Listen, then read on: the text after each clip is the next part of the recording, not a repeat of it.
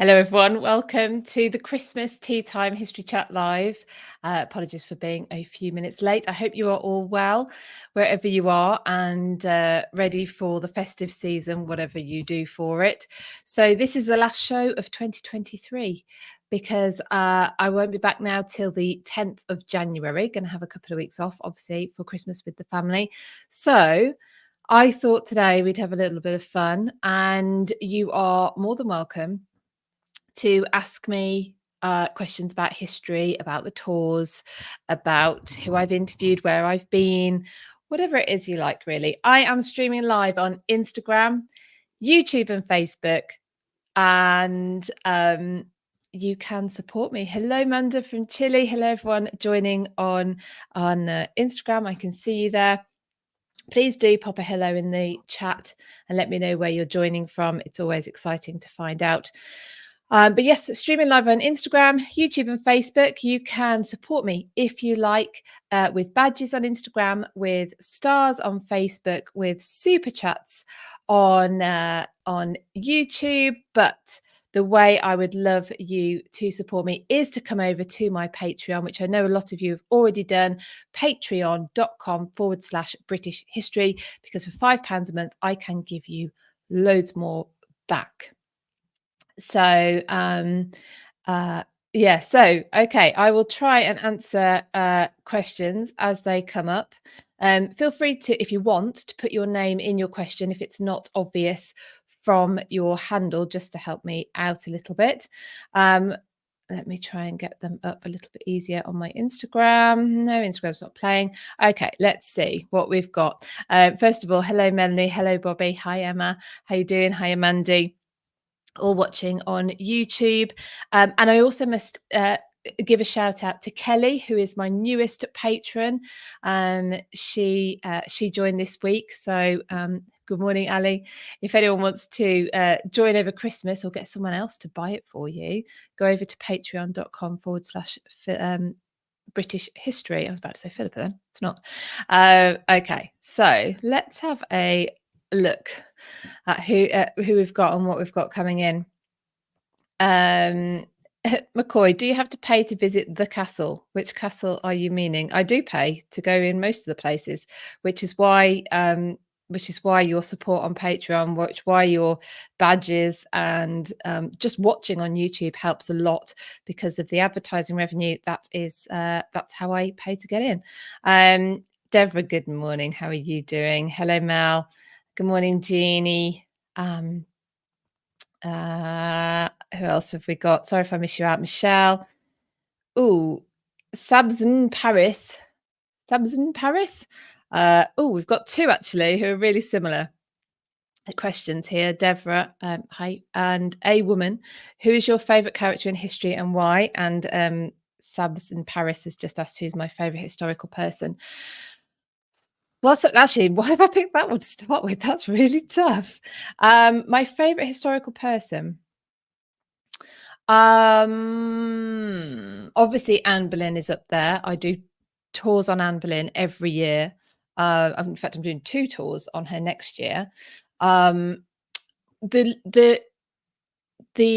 person who got me into history, maybe that would be the best way to answer this question, because there are many candidates who I could pick out for various different reasons. But the person who is responsible for making me really interested in history is Elizabeth I. It's quite she's quite a popular character, I think, for getting people into history.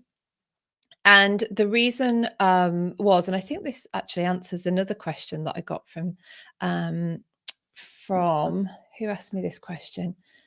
Emma asked me how my love for history developed, how it developed into a business. So I'll answer that second bit in a minute. But I got into history through Elizabeth I. So I would say she is my favourite character. She's and the reason is not, I'm not a fan in terms of, I think there's too much people feeling like they're on sides when you're looking at history, and that will thwart your ability to learn from it, to enjoy it. We end up with camps and you end up with a bias. We've all got biases going into everything we do. But in history, if you are if you're fangirling it for somebody, you're going to find yourself closed off to some of their more interesting aspects. Some of my favorite people have, everyone has different sides to them. Anyway, so Elizabeth I is a complex character. She made bad decisions. She made horrible decisions. She was stubborn, but she was a great monarch in terms of her impact, um, the complexity of the landscape that she had to navigate, um, in terms of the political, religious situation within and without the country. Um, so so so I think Elizabeth has to be up there with my favorite as my favorite character in history. That's why, and that's the reason why that's how I got into history. How I turned it into a business. Emma asked this as a follow on from that. Is so I read about Elizabeth. I expanded my reading on Elizabeth backwards. So I was like, well, to understand Elizabeth, clearly you have to understand the story of her parents, Henry VIII and Anne Boleyn, and how that all went down. I ended up reading backwards. I ended up reading forwards, what came afterwards. I ended up reading to the side, what was the context. And I'm still doing this, not just in the Tudor period, not just about Elizabeth, but all periods of history that I can really grab time and get my hands on.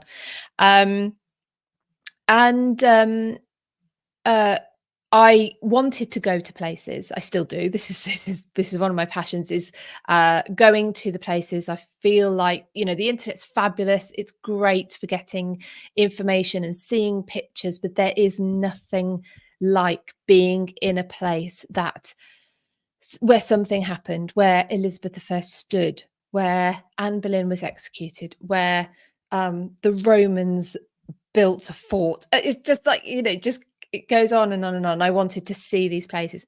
So I would go and visit places, and I would this was before children, so I had time to read.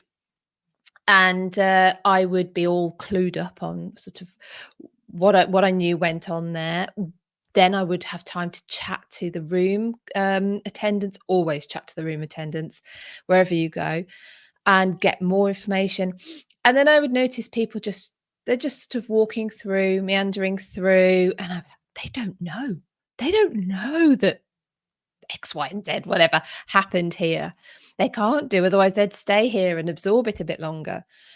And that was the seeds of the idea to create a business where I could take people who wanted to be as absorbed into history as I was and want to be, take them so that they're not going to miss a thing. They're going to know what happened in these places. And that expanded out into, it's quite tiring, actually. It's quite tiring doing all this traveling and absorbing yourself. So I will also provide really nice accommodation. I will sort out the food. I will sort out the transport. I will sort out the itinerary. And that way you can literally absorb yourself in the history, because everything else is looked after. And that's how British History Tours was born.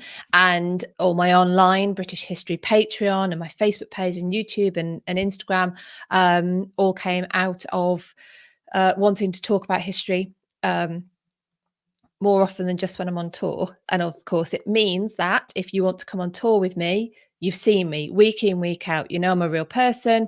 If you like me or not. If you can stand to come on tour with me. If I'm the kind of person you want to be around, if I'm the kind of person you trust. So that's how it happened. So thank you very much for those questions. Okay, thank you, Becky. My trips are wonderfully done. She says thank you. So I will. Gina says my Patreon content is amazing. Thank you so much. Hello. I can't pronounce what's Wizaja in Oklahoma. I'm so sorry if that is. Oh, Jackie, you've put your name, as I asked, you put your name in the comments. I'm so sorry, in Oklahoma. Hello, Julie in Brazil. top of the morning to you, Caroline. How are you doing? Right, let me see. Who else is here? McCoy's in Pennsylvania. So I had some questions which people... Oh, I've got some more coming in. Let me just see as well. I have some that people sent in a bit earlier. Oh, Historic Ali, thank you so much for asking. How are you feeling after your op? So I am... where are we? So I'm 6 weeks on Friday. So in 2 days' time, it will be 6 weeks since I had...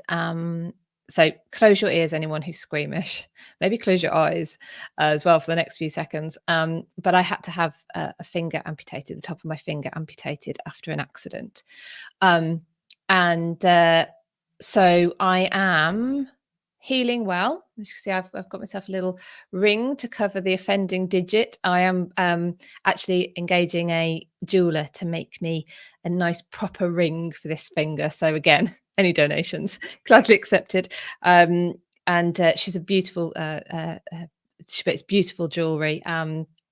Theodora Gould, if you want to follow her. She lives near Glastonbury in Somerset. Anyway, so if you want to follow her on Instagram, I'm going to get her to make me a ring. It's probably going to be Tudor rose themed and all sorts. So I'm quite looking forward to that. Obviously, would rather have not lost the finger. It's a very difficult thing to get your head round. There are things I can't do now. There are things I can't do as easily.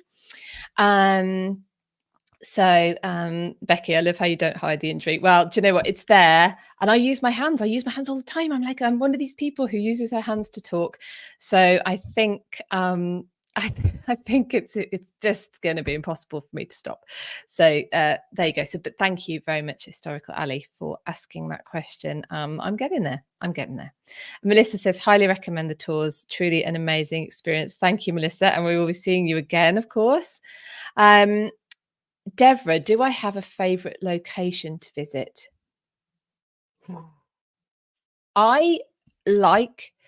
It depends if I'm going on my own or I'm taking people. I like taking people to places that they probably haven't been before.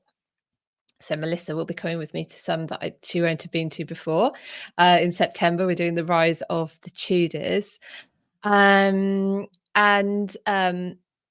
So there are places like, let me think. So if you were coming over and I said go to these places, Harvington Hall has to be one. Harvington Hall is an Elizabethan manor house. Again, follow them on Instagram if you don't already. Moated Elizabethan manor house. They do great events, but even just going to see the house, it is. I think it's got the most number of preserved priest hides in the country. So it really is in bricks and mortar, if you like, or wooden plaster, the representation of what it was like to be a Catholic family in Elizabethan England. So when there was the Queen's commissioners who would come out and try and hunt down priests, hunt down people who were harboring priests, with the terrible consequence of that. So anyway, Harvington Hall, I would say. Obviously, Hever Castle is just magical. I love taking groups there. We stay there for the entirety of our Anne Boleyn tours. And that's because we walk in and people are like, oh, wow, we're in Anne Boleyn's home, but we stay in the Astor wing, which is where the Astors built this entire wing to entertain their guests. And the Queen Mother, before she was Queen Mother, was one person who stayed there. In fact, Gareth Russell, who is my tour historian, he comes on the tours with us. It's fantastic. And his book on the Queen Mother, Do Let's Have Another Drink, he found out in that book that it is at Hever Castle. So during a stay in the Astor Wing, when the Queen Mother, before she was Queen Mother, Elizabeth Bowes-Lyon, agreed to marry George, who was Duke of York at the time. So yeah, so anyway, it's all very cool. So let me say Harvington Hall and Hever Castle, and I could go on for literally I could do the whole hour on those on that question on its own. And I hurt myself by my finger got trapped in a door. So you know when your mother used to tell you don't play with doors. Well, I wasn't playing with the door, but that's why. Okay, let's move on. Who else we've got? It's lovely to see everybody. I hope everyone is good. Linda said the tours are fabulous. Mwah. Of course, seen you a few times on tour. Renata in Chicago. Hello, Victoria in Texas. Catherine, Power Society. I hope you're okay. I am getting there. Thank you very much. And being here with you lot genuinely does help. I do apologize anyone who follows my newsletter. Typing has been a little bit of an issue, as you can imagine. So typing out a newsletter has that's gone by the wayside a little bit. I do intend to get a newsletter out before Christmas. Linda, if you come back, I will take you there myself. Who else have we got? Okay, so where am I? So a woman. My love of history comes from studying it in part at uni, which leads to Irish history, then my Scots-Irish ancestors, indeed, which lead on to my interest in genealogy and genetic genealogy. Have I ever had my DNA tested and found any interesting historical ancestors? Oh my goodness. I think I did put the video out. I'll maybe I'll reinvigorate it. I'll put it out again when I took my DNA test because it was hilarious. It was a few years ago, and so I grew up in a place called Stourbridge in the Black Country, in the Midlands of England, and when my DNA test came back, bearing in mind, I know that my mother's family is from the Wirral, which is near Liverpool, and before that, Wales and Scotland. My father's side of the family was sort of very much Midlands, but before that, possibly London and the Southwest. Anyway, it came back and it just said I was basically from where I had grew up. That was it. Fully Black Country. That was it. Just fully Black Country. As the thank you, a woman. As the because I think with the DNA testing, as more results come in, you get more information. I think that's the idea of it. But I was rooting for Viking. I was like, come on, I'm big boned. Where these big bones come? I'm not tall, which I'd like to be. I'm very short, but where do the big bones come from? And so I was really rooting for some Viking ancestry, and it came in on the last update. I like have about 3% or something. That's how I'm interpreting those results anyway. Um so yeah, so that's funny. Okay, so let's have a look. What else have we got? Please feel free to pop in a question into the into the comments. Nathan Armin has asked me a very naughty question. Who killed the princes in the tower and why was it Richard III? If you want to know and you haven't seen already, my an Agatha says 5'8". It's just my tall personality in a 5'3" body. Yeah, so if anyone wants to know my reaction to the Philippa Langley documentary and her podcast, I have done a couple of videos on that. Well, in fact, I did a video on the documentary and the podcast.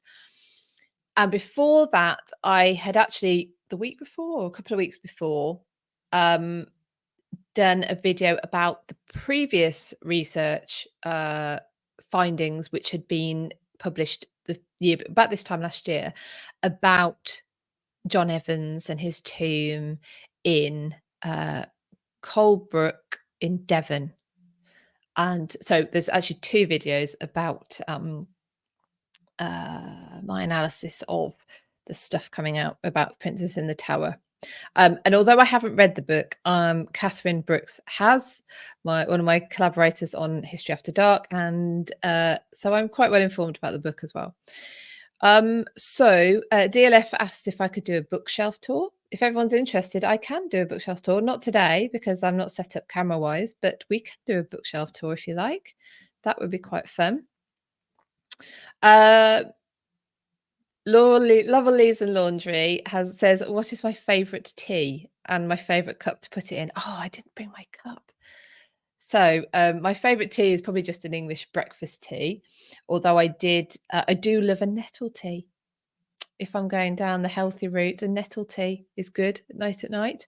And my favourite cup I have at Christmas, I have a Cath Kidston Santa mug, and at rest of the time I have I love bees. As you can tell, I've got a little bee on my bees will probably feature in the new ring that I'm going to get for my fing. My daughter calls it, by the way, a fing, because it's not a full finger. Yeah, so bees. I've got a mug with a bee on it, basically. So that's one of my favourites. So what else have we got? I apologise if I've missed any. Please feel free, if I have missed your comment, to pop it in again. History UK and Ireland, nice to meet you too. Welcome. Welcome. So this is my last show for 2023. I will be back on the 10th of January, which sounds like a long time ago, but that is actually 2 weeks off. Susan, thank you, because speech to text software. Yeah. The problem is I think while I type, so I'm finding it difficult to do the text to speech, because I sort of correcting myself while I'm typing. Typing gives me that a slight delay to think, but yeah, I'm going to have to adapt. I can type. It's just obviously not quite as well as I used to. Oh, Caroline, bless you. Who's my favourite poet from the 15th to the 18th centuries? I don't know. I'm not a massive poetry fan, but I like it when someone reads it to me, and I like it when someone explains it to me. But actually, I don't go to it. Maybe it's because I would like to actually. But yes. Oh, thank you so much. History Tour, excuse me, History UK and Ireland bought me a badge on Instagram. Thank you ever so much. Really appreciate it. And to get your assistant to do your typing. Yeah, unfortunately, my assistant's Catherine, and she lives 2.5 hours away. So she's great. She deals with like my emails and everything. So she is helping a lot. Pamela, ever traveled to America? If so, if anything, did I enjoy? I have been to America. I've been 1, 2, 3, 4, 5 times. I went to Florida twice. Sorry, I did the whole Disney Universal thing. Loved it. I was 11 and 13, I think, when I came back. I then came back for a school. Yes, Dr. Cat did do a bookshelf tour. Yeah, I don't want to copy, but if anyone wants to see my books, I'm perfectly happy to do one. I went to Chicago. I did the Arch. And I played in the Cardinals stadium. So I was in a wind band. I played clarinet and saxophone, or I used to. And yeah, that's more difficult than typing, most definitely now. I'll find a way. So yeah, and then I've been to New York twice. So I have a lot of America, clearly. I mean, England is somewhere that you can never get to everywhere of. So I would like to go to some other places in America, most definitely. To be fair, I've had quite a few invites as well, so I really should take them up one day. I saw somewhere somebody asked about how I met Kat and Catherine. Where did I see that? Apologies, someone who's asked me that. I can't.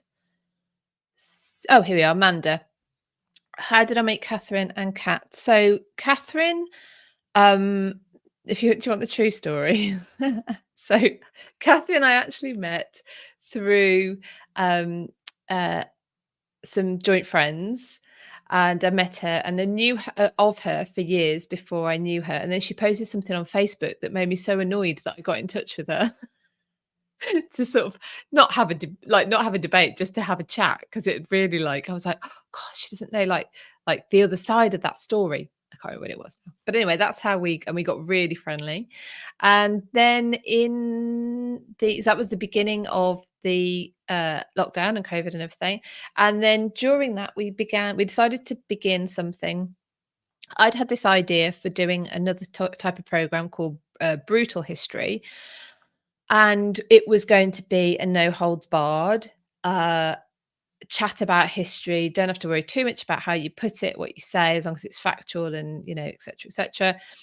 And while we were setting that up, in the meantime, we met Dr. Cat through doing a Clubhouse room. And from that, we thought, Dr. Cat seems like a person who might like a little bit of brutal history. And that is how History After Dark started. So that's been going. We probably should find out when our anniversary is, actually. Must be about 3 years now. And talking about that, History After Dark tonight, 8:15, Christmas shenanigans. One of the things we're going to be doing is reacting. I haven't seen the comments on our TikTok page for a video we did, which was very British in its humor. It was tongue in cheek and people just didn't get it.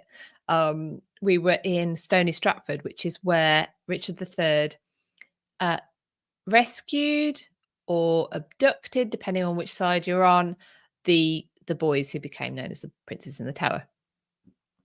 I know we did a bit of a video and lots of people just didn't get that it was supposed to be funny. Anyway, so we're going to do a reaction to the comments that have come in from that video, which will be fun. Miss Pink Sparklefly, nice handle. What are your thoughts on Catherine of Aragon? Would you consider doing a Catherine of Aragon tour? That would be so fascinating. I am fascinated actually by Catherine of Aragon. I've done a video about her on YouTube, actually, if you'd like to check that out. Her background is fascinating. Obviously, her parents, the Catholic kings, are fascinating. Her siblings, she's from the most powerful family in Europe. She's married to Henry for over 20 years. And yeah, I would like to get into her. I would like to have time, I suppose, to get into her story more, because there's certain things that appear to not make sense, really. Especially towards the end of her life, she knows she can't give Henry a son. She knows that by not sort of by not giving in, well, there's a better way of putting that, but to Henry and his new ideas of absolving their marriage and etc. She must know that she's putting Mary in danger. She stubbornly does that despite the fact that she is barred from seeing Mary. So Mary effectively loses both her parents in any sort of loving way. And that doesn't make a lot of sense to me. If you think about it, we are happy to say that Catherine was great. Catherine of Aragon was great for sticking to her guns. Equally, we're happy to say that Anne of Cleves was great because she played the game so well. So which actually was the better way of dealing with Henry? And anyway, so Catherine is fascinating. Would I consider doing a tour? I would consider doing a tour on anything that enough people find interesting, because my tours are for you to immerse yourself in history, to to go to places, to put yourself in those places, to listen to speakers who are incredibly knowledgeable and engaging. So if I have enough people, I mean, my tours are small. I keep them to 20 because I believe that is the best way for you to access the places and the speakers. And also, it's a good number for people making friends and a really good dynamic. I noticed someone's copied exactly how I set my tours up, but please be aware. So yeah, if there's enough people who are interested in any topic, I'm actually looking to move out of the Tudors as well. To start to offer more tours, and some of those will be outside of the Tudor era because I have lots of other interests and places I would love to take you to. Absolutely love to take you to. Okay, what else have we got? Um, oh, Instagram's having a bit of a Apologies, Instagram. My signal went a little bit then. How many medieval dresses do I have? I don't actually own any, believe it or not. I get dressed up. People dress me up, but I don't own any of them myself. Ali, I know Clubhouse. Clubhouse. Oh, thank you. Kept us all going with the amazing content. It was fun. I'm very glad we've managed to weave it into something that is ongoing. Um, um, William the Conqueror was crowned on Christmas Day 1066. Onaga, yes, he was, and it was a very, um, oof, very, it was kind of interesting, farcical coronation. Becky, am I still working on a Viking Age tour? I will be working on a Viking Age tour. Yes. Yes, yes, yes. Anglo-Saxons, Vikings are that kind of the pre-conquest period is a big interest of mine, and I would love, love, love to do a tour on those. Susan, Anne had no children to worry about, back to Anne of Cleves and Catherine of Aragon. She didn't. And yet Catherine did, and she still took the route that she did. So I'm not judging. I'm just saying that's interesting. Becky, did I ever go to Ren fairs? No, I haven't. Who else have we got? Let me just have a look what we've got coming through on Instagram. Excuse if I have missed your question, please feel free to put it in again. I won't be offended. Claire, in my next life, I will be a college history professor, and summer term will be following Eleanor of Aquitaine's life around Europe. That would be excellent as well. That would be so fun. So yeah, so I do get so yeah, I don't own dresses, but I have access to dresses. Samantha Reese dresses me in hers whenever she can get the chance. I love it. I love it. What else have we got? So Amy asks, do I have a favorite Tudor queen? You could put what's your favorite Tudor queen in the comments. It's interesting how we go for a favorite. I think we go for a favorite because there's 6. I think as soon as you've got multiple, in this case, wives, we begin comparing, who was Henry's favorite? Who did he love the most? Who was the cleverest? Who played him the best? Who yeah, who was the most beautiful? Like it's human nature. We want to start comparing. Um I but saying that, who would be my favorite? I'm I mean, I'm always finding out about Anne Boleyn. And actually, I was going to mention, I haven't got it with me. No, it's upstairs.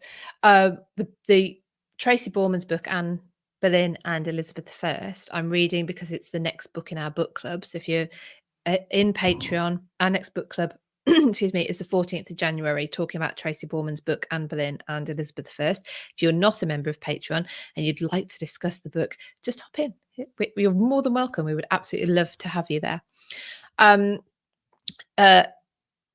There's things in there that are not, well, no, I suppose they are new to me. It's all the way Tracy's presented them. It's made me think maybe a little bit differently, maybe consider Anne a little bit differently. So we've already spoken about Catherine of Aragon. Anne Boleyn, still always stuff to think to learn about her. But I suppose Catherine Howard, Gareth Russell's book on Catherine Howard is a must read. Jane Seymour, I would say I probably like the least So I can do that one for you. I think the idea that she was meek, mild, and had no autonomy uh, in the decision for Henry to marry her so soon after Anne Boleyn is executed, excuse me. Ooh, slip of the tongue. Um, yeah, but so I think I like her the least. Anne of Cleves, I am very intrigued by, and not because of her relationship with Henry, actually. That's probably the bit that interests me the least about Anne of Cleves. I'm really interested to know what kind of person she was and how she lived afterwards, because the little snippets of um, information that you get make her sound like she was ever so much fun. So I would like to know more about Anne of Cleves. So maybe from that point of view, I could say she was a favourite. Um, Who else have we got? Anaga. No, I don't have uppity women of medieval times. That sounds an interesting book. I have so many books to read. Oh, I I really need to get through them much faster. Um, Manda, how much of a nightmare are the logistics of setting up new tours? It is a massive job. It's a massive job, the logistics. I am fascinated by logistics, actually. So I watch the F1. Some of you have been following me for a long time will know that I love Formula One racing, and I love the racing, but I also fascinating when you see them all packing up at the end, and you know that they've got to get all of that stuff to a different country, and everything has to be in the correct place, and there has to be the correct number of them, or it has to be being ordered so that it gets there. Anyway, I find logistics very interesting, but yeah, it's a massive job to make sure that everything is timed perfectly, and maybe 18 months, 12 months in advance. So talk about that. The 2024 tours we have a couple of spaces left in the May Anne Boleyn. That's the 16th till the 20th of May Anne Boleyn tour. Someone unfortunately has had to cancel. And we have 3 spaces left on the Rise of the Tudors, which is next September. I will be announcing the 2025 calendar in the spring. I can't do it yet because we have some back office regulatory blah blah stuff to set up before I can do that. But I will be doing that, and we're looking at in fact, I've got a research visit to do in January up north to do before I can put one of the tours together. So yeah, there's a lot. I do enjoy it though. I very much enjoy seeing it come off when we're taking people on tours. It's very satisfying when it all comes together nicely. Costasia, thank you. Season's greetings from Cyprus, Costas. Thank you very much. Fabulous. Mimi, the Stuarts. Yes. Well, the Stuarts will be featuring, of course, in March. We have our online history festival, and we're doing the Stuarts again. If you missed the first Stuarts online history festival, which was last autumn, is it last year? Yeah, that's right, last year. You can actually buy the talk bundle as an extra to the ticket for the Stuarts Online History Festival, which is coming up in March. You'll see it's an added extra. That is a slightly cheaper way of buying it, but if you want to do that, or you can buy them on their own at buymeacoffee.com/Philippa, which is another way of getting those talks. But anyway, Stuarts, in terms of a tour, watch this space.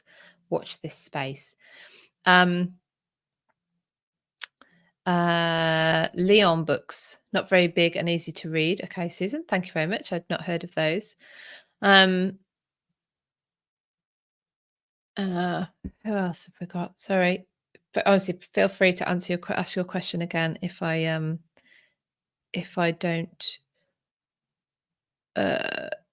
manage to answer it. So Anago asks, do you have any knowledge of the German abbess and composer Hildegard von Bingen? Well, Hildegard Sort of, yes, ish. She's in obviously Anglo-Saxon. Oh no, this is 1098. That's different Hilgard. No, then no, I don't. I'm thinking of Abbess Hilgard, um, who is much earlier than 1066. So no. There is Julian of Norwich is somebody if you like. Maybe Julian of Norwich would be somebody to read up on as well that I think you would probably like. Um, Now, I did have some more questions. Let me just see if I can find them. One was about ghosts. So let me see if I can find the question that I got about ghosts. Okay. Right. Author JP Dumas asks, have I ever seen a ghost at any of my locations? No, I haven't. Other people have maybe. I mean, I've been to so if you think about some of the most haunted places or places that are supposed to be the most haunted, like the haunted gallery at Hampton Court so-called haunted gallery at Hampton Court Palace. I haven't felt a thing. I think I'm too busy when I'm there. I'm just like, I haven't got time for ghosts. um uh I need to sleep. I need to, when I'm at Hever maybe has a ghost. Um and other people have felt things. Even if he admits it, Gareth felt something in the haunted gallery at Hampton Court Palace. Tutbury Castle is another place that has definitely a energy. I didn't pick up on it so much as Catherine picked up on it a lot. Thornbury Castle is also another one. But no, I haven't seen any ghosts. Oh, the other place is Harvington Hall.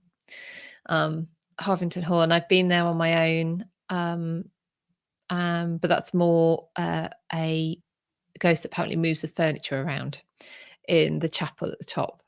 So Phil Downing, who's the manager, will be sat in his office and he'll be like, ghost moving the furniture again. It's supposed to be quite annoying if you've had it all set up. And that's that's what you're gonna do. Right, the last question I've got. And after this, if you've got another one, feel free to answer it. Otherwise, I will wrap up and tell you what is happening tonight on History After Dark. Ali asks, what are my thoughts on Jacquetta and Elizabeth Woodville? Well, Jacquetta, I did so this might have been for History After Dark. We covered Elizabeth Woodville. And she's fascinating because of her lineage as well, and of course you've got the witchcraft style accusations. But I'm interested actually in just getting generally into the witchcraft element, because there's such a crossover with medicine and what we would now maybe call spirituality, being sort of in line with nature, with all sorts of things, that the idea of like spells and things like that, I don't know. Elizabeth Woodville, so her daughter is Jacquetta of Luxembourg. Her daughter was Elizabeth Woodville, who married Edward IV. She I think I again, this is not somebody that I have done a lot of research in, so this is just conjecture in my opinion. She seems to that she I don't think she has again as much agency as she's maybe given. Certainly the story about how her and Edward met and how she in quotes persuaded him to marry her seems to be a legend, not a real story. He probably had met her quite a few times at court. She was petitioning for her lands back, or the lands for her sons back. Her first husband had been on the losing Lancastrian side at Towton. He'd be killed at Towton. The lands were forfeit. and she anyway, so she had two sons who had no inheritance, so she was petitioning for those back. So she was certainly strong. Um, when it came to it, I don't know, it appears she sort of lost out to Margaret Beaufort in the mother-in-law sort of grandmother stakes. I don't know. Linda says, can we add Heather Darcy's book on Anne of Cleves to book club? Well, so we have a full list for books for 2024, but we can certainly put it forward as a candidate for the next year.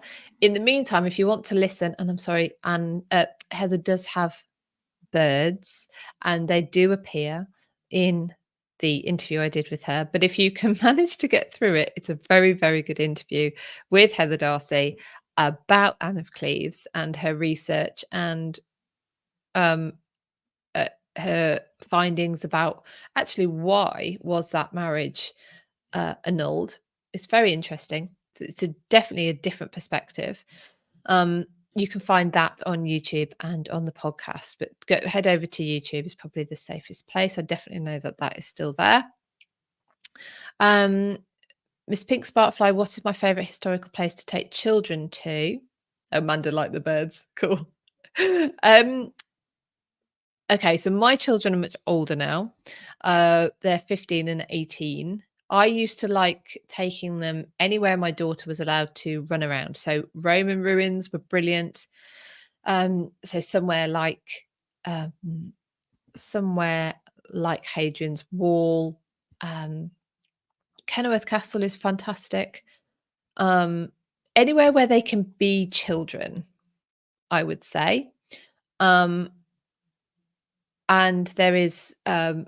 there's lots of places with interactive things, like Bletchley Park has lots of like mathematical problems on screens. There's a sort of screens projected onto tables that kids can, to be fair, adults can have a go as well. I was rubbish. But yeah, so those are some really great places. Anywhere that kids can run around and be themselves. Hadrian's Wall was great, and they used to put on things for the kids. I remember my daughter being in a full sort of centurion outfit and charging at somebody. It was very fun. And yeah, places like Bletchley Park is great for in terms of sort of museum style stuff. London's got some great museums for kids. I like taking them to outdoor places where they could run around, because that was what my daughter liked doing the most. So yeah, so okay, I think questions have dried up now. Thank you so much to everyone who has who's asked me things. That's been really fun. I really enjoyed doing that. So this evening I'm back at 8:15 with History After Dark with the girls, Dr. Kat and Catherine Brooks.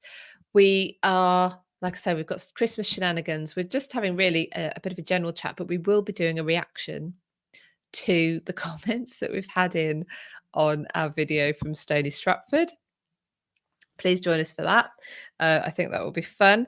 I'm back for Tea Time History Chat Live. So this show on Wednesday, the 10th of January at 3:00. And also book club will be that week, the 14th of January. That's a Sunday. All book clubs are on a Sunday. They happen around about every 8 weeks. 7:00 UK time, to try and fit in as many time zones as we possibly can. We're discussing Anne Boleyn and Elizabeth I by Tracy Borman. I would love you to be there. If you're not a member of my Patreon already, please do consider it. It's £5 a month. You can cancel at any time, but it is a great place. It means I give a lot back. Book club is just one of those things. At the moment, you've got exclusive access, and actually do always have exclusive access to extended interviews. And the one out there at the moment is Sex in Tudor England with Leslie Smith. And actually that ties in very well with what we were talking about earlier with Jacquetta of Luxembourg and witchcraft and medicine and all these kind of things. In that interview with Leslie Smith. She's brilliant. She's an expert on women's health in the late 16th century. So if you join my Patreon, you have access to that now. You can ask questions of people I'm interviewing. So I'm currently asking for questions for Illyri Lynn, who is an expert in Tudor court fashion and fabrics. She did a talk at the Tudors Online History Festival, which we had a few weeks ago. Fascinating. She's also got a book on Tudor history, which I would thoroughly recommend. I did buy it myself. And yes, so those are the things going on in Patreon at the moment. And like I say, the Anne Boleyn and Elizabeth I book is making me reevaluate my thoughts on Anne a little. So I am really, really looking forward to that discussion with everybody else. So that's probably about it. If you're not already subscribed to my Substack, then please do. I will be sending out a newsletter before before we get to the end of the year. I will try. Like I say, typing with this hand now is a little bit difficult. But it's, if you follow the link in my bio, you will find my Substack. It's Substack. No, I don't want to guess. If I guess, I'll get it wrong. But please do come along and sign up for that. If you are a paid member of my Substack, you also get the podcast version of these interviews early. You get them a week early. So just mention that. And when I write a blog, a paid for blog, well, actually all my blogs are either in Patreon or paid for Substack. Either way, anyway, you can just join my Substack for free and get the normal newsletter. So I will see some of you later on, 8:15 on History After Dark. For those of you who aren't coming to History After Dark, I hope to see you on the 10th of January when we're all back. I wish you a wonderful Christmas and New Year, and all the health and happiness that is possible. There's plenty of videos on my YouTube to have a look at if you are in need of a break over Christmas from On For Meal or whatever. Then please check them out. All right, everybody, take care, and I'll see you really soon. Okay.